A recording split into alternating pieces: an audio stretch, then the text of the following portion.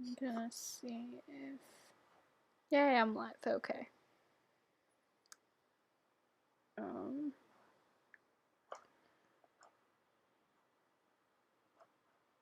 Yeah, sure. I'll do that. Okay. I don't know how far off or how much of a there is. Hey, someone's actually in here, but it also might be me. I can't tell. I don't know how this works.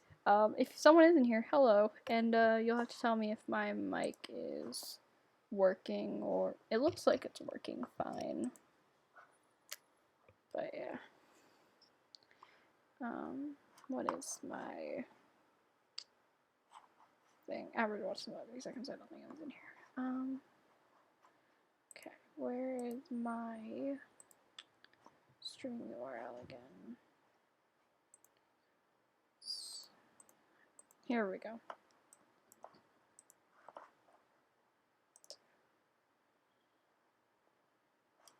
Actually, I don't know if that's...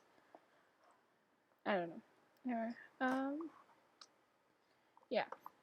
So, I'm assuming that a lot of people are going to be seeing this as a video instead of as a live stream because, you know, I'm doing this at 7:42 in the morning on a Wednesday in June.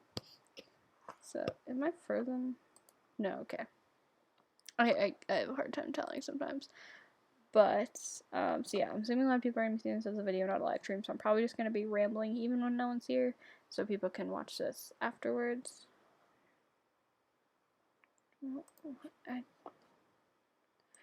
Okay, I don't know what all the issues are.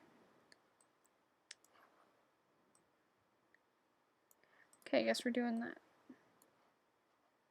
It's like, check your video's resolution. It's like, just have OBS. I think I did. I don't know, apparently my bitrate's too high. I don't know, I don't care. Whatever, it seems to be working fine enough, so, yeah. I'll just hope that people can hear me in the video. Sorry, but yeah, so basically I just wanted to kind of ramble about just a bunch of Andi Mack stuff, and I didn't feel like making a video that I have to actually, like, edit and stuff, so figured I might as well do this live stream, because then I could also have some, interactivity if people decide to join, which it looks like some people are actually joining. Not people aren't in the chat, but it does say I have concurrent viewers, so that's interesting. Shush, I don't want to learn more about live chat, and I can't get rid of that, so whatever. Anyway. Resolution, I don't, why? Is my video's resolution wrong? Okay, I have literally just the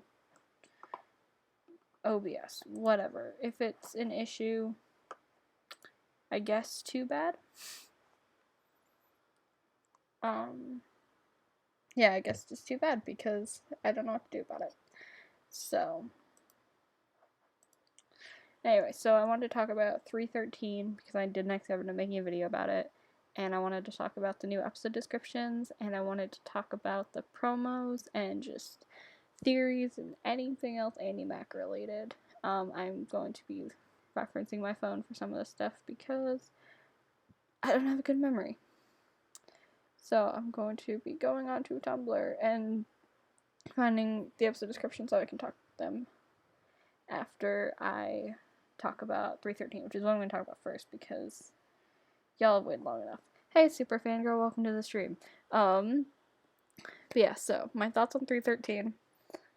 So I loved it, obviously, but it also, like, broke my heart. Hey, Kaylee, is that your name? I'm gonna guess. Hey, Kaylee.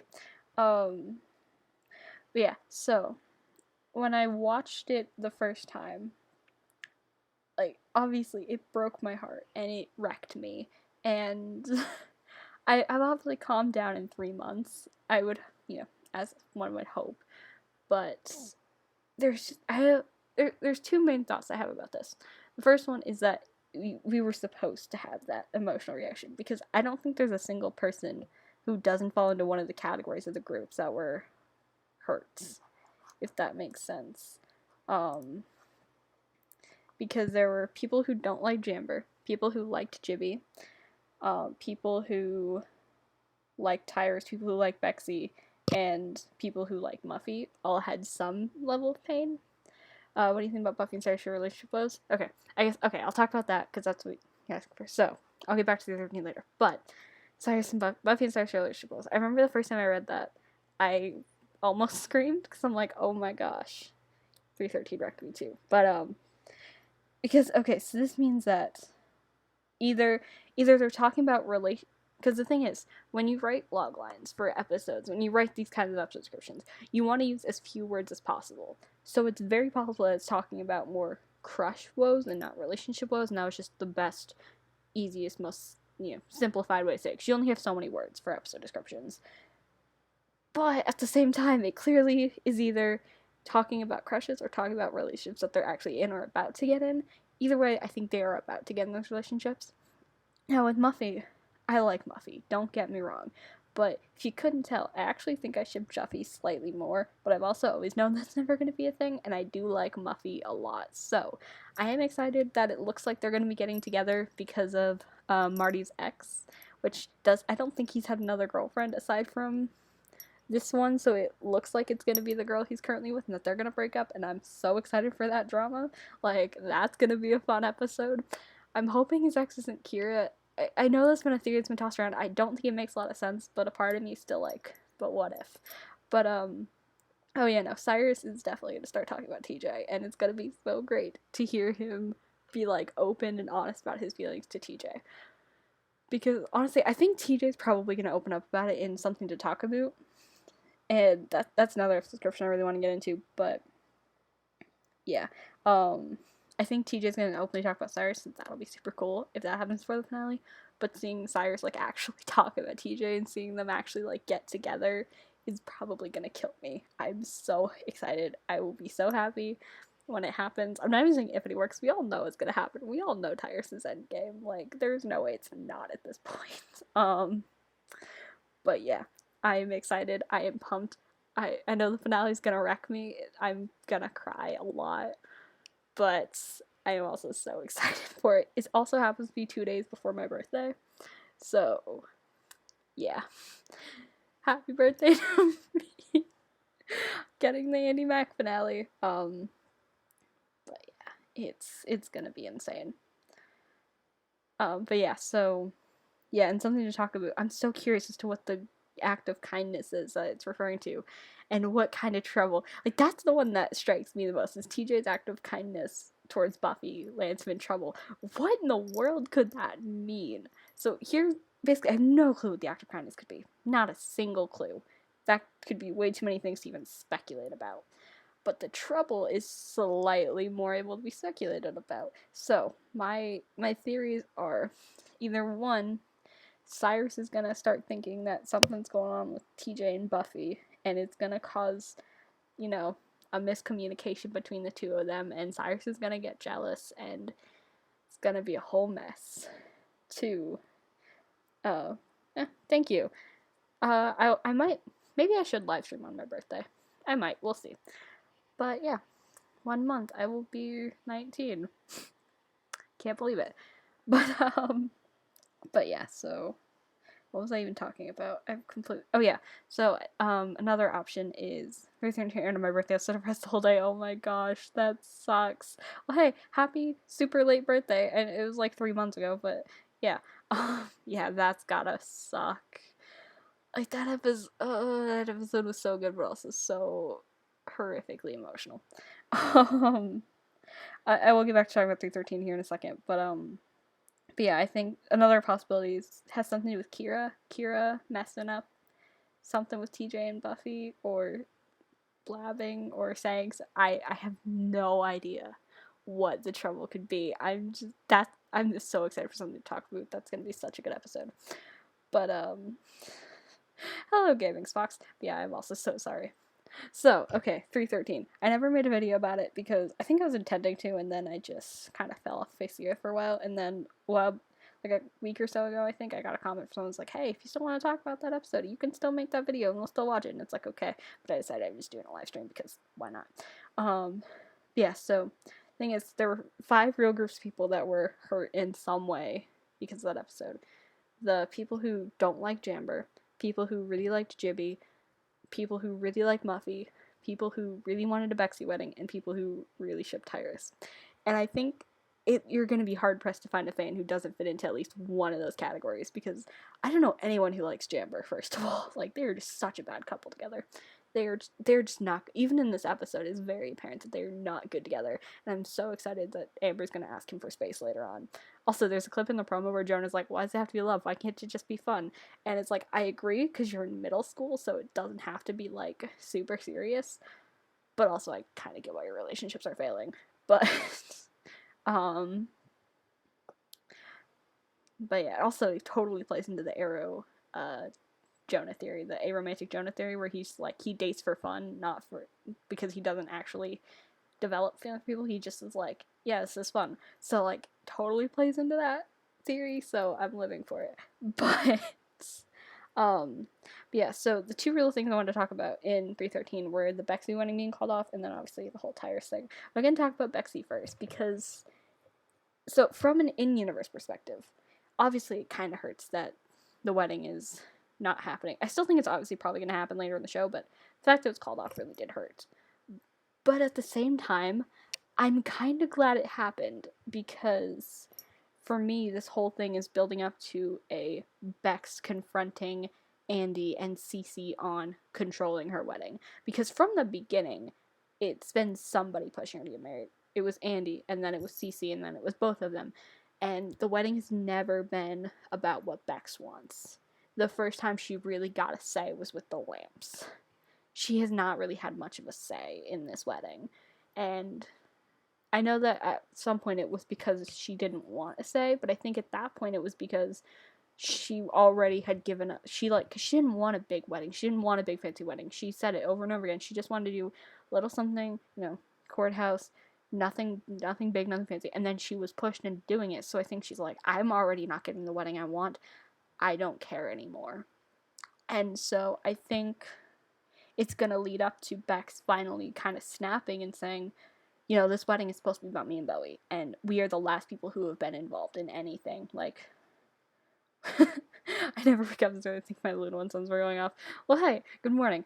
I am sometimes awake at this hour. Sometimes because I wake up early, sometimes because I just don't go to bed. This time I actually woke up at like 4 o'clock, 4:30, and then I just haven't gone back to bed. So, yeah, morning. But also, I'm glad you have Luna one, since that kind of strokes my ego a little bit. I know it's a joke, but still, I don't know. But yeah, I think it's gonna lead to Beck standing up for herself and saying, hey, this is supposed to be our day, and it's not been about us, and like, when we get married, if we ever get married, it's gonna be on our terms. I'm done trying to make this your guys' wedding when it's ours. Like, we're gonna do this on our terms. And I think it's also could open up an important discussion about, family. You don't have to be married to be a family. Like, they are just as legitimate now as they would be after the wedding, and that the wedding is supposed to be just about being together and celebrating being together, and it doesn't have to be this big, massive deal, if that makes any sense, and that it just needs to be something that they both enjoy. So I'm kind of glad this all happened, and I totally get why it happened, and I think that's why it was so easy for Miranda to get into Bex. That why it's so easy for Miranda to get into Bex's head, because I think a part of her wanted an excuse to call off the wedding. Not because she doesn't love Bowie, obviously, not because she even necessarily doesn't want to get married, but because I think she wants more control over her wedding than she's actually gotten, and that, she never really had control over this wedding, and so I think a part of her really wanted an excuse to call it off. But either way, I'm pretty sure there's still a wedding going to be happening. I'd be very surprised if it didn't, but either way, yeah, it hurt, but also I think it was necessary, and I totally get why. And, they're no less legitimate of a couple for it. And, yeah, I think things are going to turn out just fine for them. And obviously Bowie's like, wedding, no wedding, it's not a big deal to me. I don't care one way or the other, as long as I'm with Bex, I'm totally cool. And so I think that's also an important point of view for this. And I get why Andy's, upset and struggling through all this. I just, I hope it all comes to a head and things get better for the family. But, so the other big thing this episode was the whole Tyrus thing. And, from the stair picture, the Breakfast Club picture, once the promo came out, people were like, wait, wait, this is from the costume day episode, and TJ and Cyrus are not matching. This is a bad sign. Like, I knew, because TJ and Kira were wearing their double dribble shirts in that picture. And so I knew that they weren't going to dress up together. I knew it.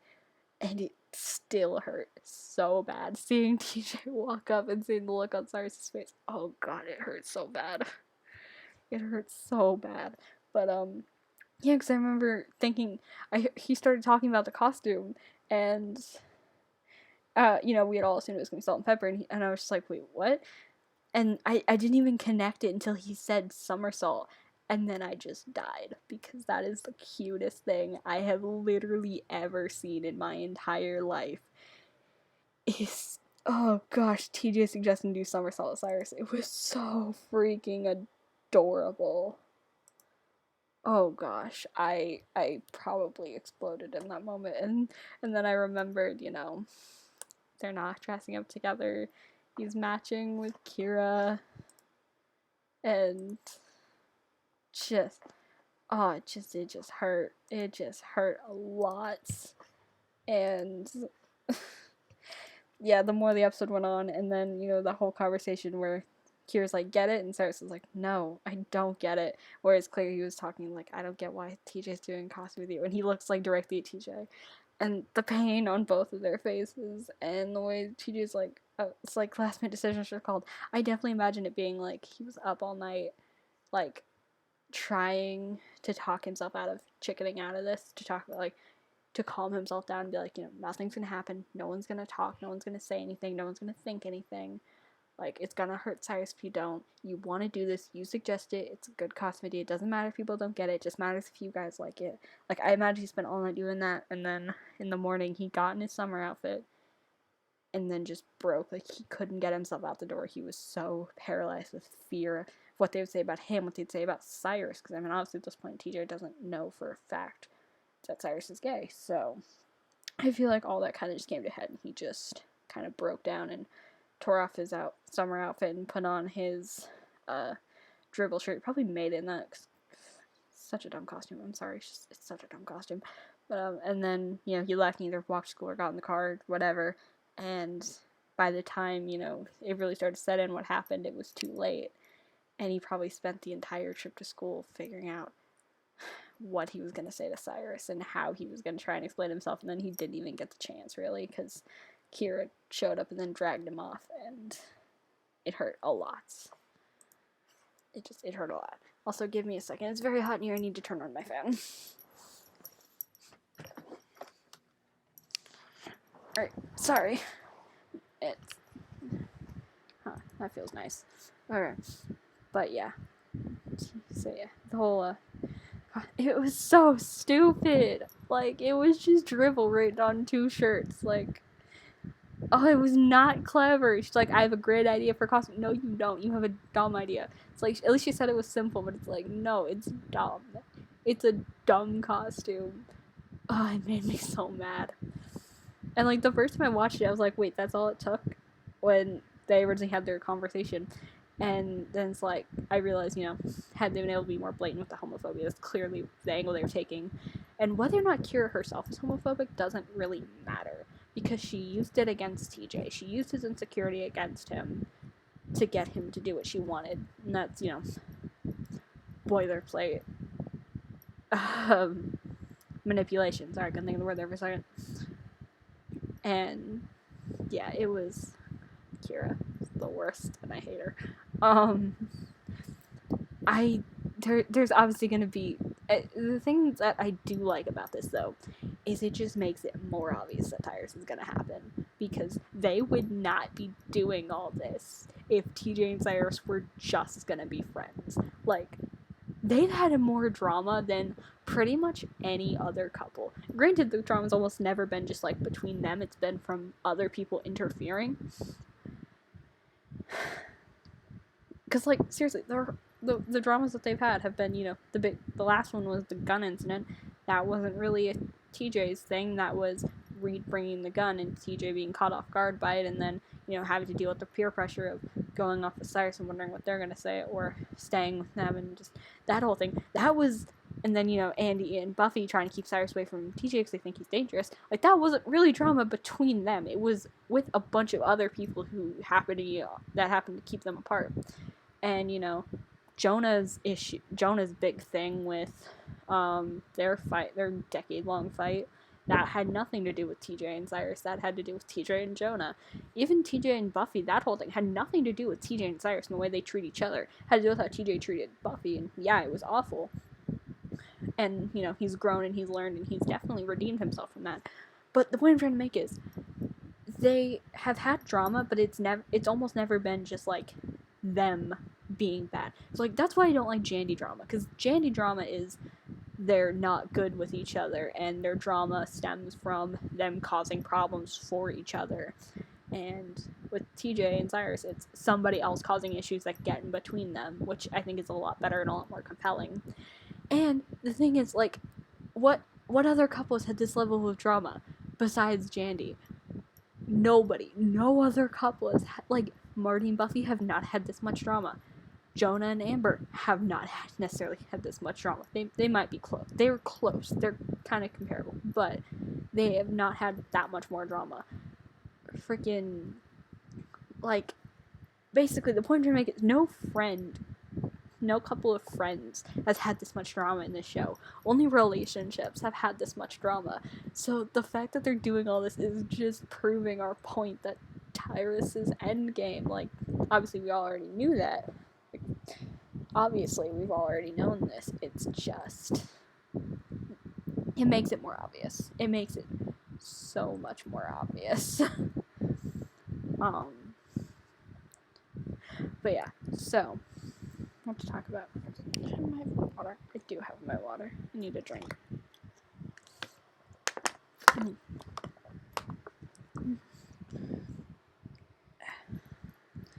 Alright, I'm going to get the episode descriptions just so I can, I'll just look it up. Andi Mack episode descriptions.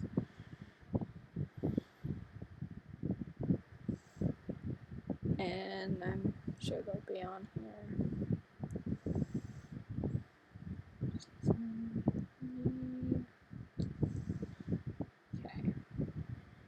Okay, here we go. Yeah, okay, so Arts and Humanities. Andi learns about a life-changing opportunity, which I think we all agree is in art high school. I think that's what we all assume it is. Cyrus counsels Amber about her relationship with Jonah. Gosh, I so hate Amber and Jonah. They're just not good together. They're not good together. And then Buffy has an awkward meeting with Marty's ex. I'm so here for that drama. Like, that's gonna be top level drama, and I'm excited for it. Yeah, it's gonna be fun. And then something to talk about. Andi makes a big decision about her future. Again, I think we all agree that this is art school. TJ that kind of started Buffy lands him in trouble. Again, this is the thing I'm most compelled to. And this is the thing that captures my attention the most. Cause it's like, what act of kindness and what kind of trouble? Like, I need this episode because I just need to know what he does and how it lands him in trouble. And then Amber asks Jonah for some space. Finally, it'll be their 4th breakup, in case y'all don't remember, because they broke up in the middle of season 1 in Dad Influences, and then got back together that same episode. Then they broke up at the end of season 2. Okay, I guess it'll be their 3rd breakup, not their 4th. But they broke up at the end of season 1, and then they've just been friends for like a season and a half, and then they're back together. So when she does that, that'll be their 3rd breakup in the show. We don't know if they've ever broken up outside of the show, but this is just what we've seen on screen of their relationship. It'll be their 3rd breakup, so hopefully it is for good this time. And then a moving day, Andi and her family take a road trip, so that'll be fun. And then while helping Jonah move, Buffy and Cyrus are surprised to learn the identity of Sam's mom, which, so basically this tells me he's finally out of homelessness, which is nice. They finally were able to get enough money to buy a house, and they were able to get out of their bankruptcy, which is nice. But also, we're finally learning about Jonah's family for, like, the first time. The only thing we've ever known about his family is that his dad was his Little League coach. And that's literally it. That is the only thing we've ever learned about his family. And it's only taken us 3 full seasons to learn, like, the first thing about his family. So, I mean, obviously we knew about the whole bankruptcy and the bad deal thing, but we don't know, like, who his family is, what they're like, we know something about everyone else's family. Jonah's kind of the only one in the main cast where just, like, yeah, no clue. We've got nothing on his family. And always, I don't know what kind of famous we're talking about, but it'll be interesting to see. And then, we were here, this is going to be episode 57 of the entire series. Like, the show is only going to have 57 episodes. Like, that's a crime, honestly. When Celia leaves town, Andi and Bex throw another party. Obviously a reference to season 1, episode 4. I don't remember what it was called. Dancing in the Dark, that's what that episode was called. Which, what the heck? Mack, stop doing things. Sorry, just something popped up, and it's like, what? It was my Safari popped up, it's like, why? But they're throwing another party, which also I find they haven't mentioned a wedding in any other thing, but if it were to happen, it would either happen during the road trip, where, they're all together, or it's gonna happen when Celia's not there, which I could totally see them doing. But Buffy and Cyrus share relationship woes. Again, I've talked about this earlier, but that's going to be interesting because it means either they're currently in relationships, which I don't think is necessarily the case, but it definitely means that they're going to be talking about relationships and confessing about relationships and talking about things, and it'll probably lead to relationships, and I'm so excited. Then Andi shares the secret. Is it that she's going to this art high school? It might be. I'm not sure. We still have a few episodes left before we, actually have enough context to be able to theorize about it. Because we don't have enough context to necessarily theorize. Oh yeah, the promos. There's some stuff in the promos that I wanted to talk about. So, specifically the TJ scene. Because, what even is that? What even is that? Okay, because his expression is so unreadable. I can't tell. I know he's in the park. I don't know who he's talking to. I think it's probably Buffy. I think it's from something to Chocolate Boot. No clue. I think he's probably talking to Buffy. I'm not sure. He might be talking to Cyrus, might be talking to Kira, might be talking to Andi for all we know. I have no idea. But, like, that expression, I think it might be his coming out scene. I know a lot of people are speculating that, and I think that's a very valid interpretation. I just don't know. Also, okay, the TJ and Kira swing scene. I need to talk about it. I've been avoiding it. I gotta talk about it. The first time I saw that, I think I screamed, "Wait, that's illegal," because I was so upset. But I think it's necessary. I think that something like it was necessary. Needing to be on the swings, not sure. But there are so many different interpretations. There's a possibility that it's from a montage of Cyrus seeing TJ and Kira hanging out, and he gets, like, progressively more and more upset, which I think is the best case scenario, and I think, considering the way it looks, I think that's a very definite possibility. It could also be a jealous fantasy. I don't think this is the case. They haven't had too many, like, fantasies or dream sequences. They've had a couple, but the only real one I can think of is the wedding disaster from the beginning of the season. But yeah, there's also a possibility that, this is genuinely happening, and it's not a montage, it's just, like, a scene that happens. And in that case, there's either TJ brought Kira, which I don't think is the case, and even if he did, I think it was probably because he was sort of, like, more followed than, I cannot see him bringing Kira to the swings, like, just, like, straight up inviting her to go to the swings. The thing that I think happened is that Kira was at the park already, because clearly the one where Kira and TJ talk is at a park, so it's probably the same park with the swings, so I feel like he's on the swings trying to calm down, and Kira comes up to him because she sees him, and they start talking, and then, maybe he jumps off to get away from her, and then ends in a huge thing. I don't know what's gonna happen, and I'm just, like, I'm freaking out. 2 days though. It's Wednesday. It's still happening Friday. 2 days. I'm so excited to see it all. It's gonna be crazy. But yeah, other than that, I don't think there's a ton I really want to talk about. The first 5 minutes were definitely interesting. I'm both happy we're getting 2 episodes on Friday because like we've had to wait 3 months and we deserve 2 episodes, and also we don't have an extra week to stew on the whole TJ and Kira thing. So I'm pretty sure it's happening at 3:14 or 3:15. I mean not 3:14, 3:15, and because that one's the one that involves Cyrus being disappointed by TJ and Kira's friendship. Sorry. But, like, we're getting jealous Cyrus, and I'm excited for that, and I think that's also going to bring out a lot of Tyra stuff, so, yeah, I'm super excited. I'm also kind of upset that they're shoving episodes together like this, because they're clearly just trying to, like, get it done as soon as possible, and it's like, Disney, why are you doing, like, this is your most popular show since Girl Meets World, and, like, it might even be more popular than Girl Meets World is, why do you hate us so much? But, anyway, I'm excited. I think that's all I really had to talk about. I think I'm gonna go to bed.